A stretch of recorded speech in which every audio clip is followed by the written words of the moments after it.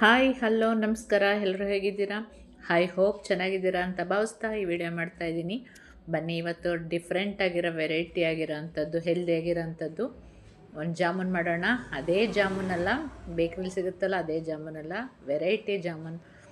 ಎಣ್ಣೆಲಿ ಕರಿಯೋ ಆಗಿಲ್ಲ, ಹೆಲ್ದಿ ಆಗಿದೆ. ಯಾವುದಪ್ಪ ಅಂತೀರಾ? ರಾಗಿ ಡ್ರೈ ಜಾಮೂನ್, ಮಿಲೆಟ್ಸ್ ಜಾಮೂನ್. ಅದು ಹೇಗೆ ಮಾಡೋದು ಅಂತ ನೋಡೋಣ ಬನ್ನಿ. ಕಡಲೆ ಬೀಜನ ಹುರ್ಕೊಂಡು ಸಿಪ್ಪೆ ತಗೊಂಡು ಅದನ್ನು ಮಿಕ್ಸಿ ಮಾಡ್ಕೊಳ್ಳೋಣ. ಹುರ್ಗಡ್ಲೆನ ಹುರ್ಕೊಂಡು ಮಿಕ್ಸಿ ಮಾಡ್ಕೊಳ್ಳೋಣ. ಏಲಕ್ಕಿ ಪುಡಿ, ಏಲಕ್ಕಿ ಜೊತೆ ಸ್ವಲ್ಪ ಸಕ್ಕರೆ ಹಾಕ್ಕೊಂಡು ಪುಡಿ ಮಾಡ್ಕೊಳ್ಳೋಣ. ಇಲ್ಲ ಪುಡಿ ಆಗಲ್ಲ ಅನ್ನೋ ಉದ್ದೇಶಕ್ಕೋಸ್ಕರ. ಮತ್ತು ಅದಕ್ಕೆ ಅದೇ ಪಾತ್ರೆಗೆ ಕಾಲು ಭಾಗ ಗೋಧಿ ಹಿಟ್ಟು ಹಾಕ್ಕೊಂಡು ಹುರ್ಕೊಳ್ಳೋಣ, ಕೆಂಪುಗೆ ಘಮ ಬರೋವರೆಗೂ. ಈ ಹುರಿಯೋದೊಂದೇ ಟೈಮ್ ಬಿಟ್ಟರೆ ಯಾವುದೇ ಕೆಲಸ ಇಲ್ಲ. 10 ನಿಮಿಷಕ್ಕೆ ಕಣ್ಣು ಮುಚ್ಕೊಂಡು ಮಾಡ್ಬೋದು. ಯಾವ್ದಾರು ಗೆಸ್ಟ್ ಬಂದಲಿ ಕಣ್ಣು ಮುಚ್ಕೊಂಡು ಮಾಡ್ಬೋದು.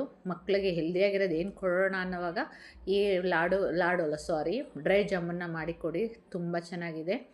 ಇದನ್ನೆಲ್ಲ ಹುರ್ಕೊಂಡು, ರಾಗಿ ಕೂಡ ಹುರ್ಕೊಂಡು, ರಾಗಿನ ಮೊಳಕೆ ಕಟ್ಟಿ ಒಣಗಿಸಿ ಮಿಷಿನ್ ಮಾಡಿರೋಂಥ ರಾಗಿ ಕೂಡ ಆ ಹಿಟ್ಟನ್ನು ತಂದು ಹುರಿಬೇಕು ಘಮ ಬರೋವರೆಗೂ. ಎಲ್ಲವನ್ನು ಒಂದು ಪಾತ್ರೆಗೆ ಹಾಕ್ಕೊಂಡು ಮಿಕ್ಸ್ ಮಾಡಿಕೊಂಡು ಬೆಲ್ಲದ ಜೊತೆ ಈ ಪೌಡ್ರುಗಳನ್ನ ಮಿಕ್ಸಿ ಮಾಡ್ಕೋಬೇಕು. ಯಾಕೆಂದರೆ ಬ್ಲೆಂಡ್ ಆಗಲಿ ಎಲ್ಲ ಕ್ಲೀನಾಗಿ ಅನ್ನೋದಕ್ಕೋಸ್ಕರ.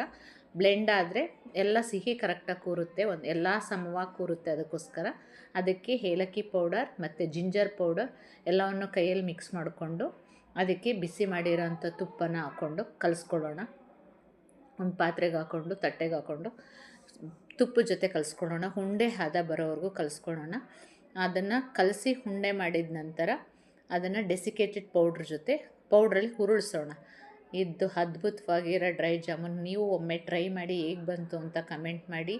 ಈ ವಿಡಿಯೋ ಇಷ್ಟ ಆದರೆ ಪ್ಲೀಸ್ ಲೈಕ್ ಮಾಡಿ, ಶೇರ್ ಮಾಡಿ, ಸಬ್ಸ್ಕ್ರೈಬ್ ಮಾಡಿ. ಅದ್ಭುತವಾದ ಡ್ರೈ ಜಾಮೂನ್ ತೋರಿಸಿದ್ದೀನಲ್ವ, ಒಂದು ಸರಿ ನೀವು ಟ್ರೈ ಮಾಡಿ. ಈ ರೆಸಿಪಿನ ನಮ್ಗೆ ಹೇಳ್ಕೊಟ್ಟಿದ್ದು Sumati madam. Thank you so much madam.